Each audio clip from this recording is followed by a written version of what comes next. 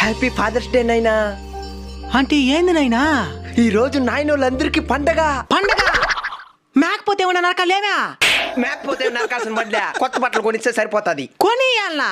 ఈ రోజు పండగ మాది కదా, మేంగ వేసుకోవాలి కొత్త పట్ల. అట్ట కాదది, కొడుకులకు కొనియాలా, అదే పండగ. డబ్బులా లేదా? ఉండదు నైనా, ఇందా.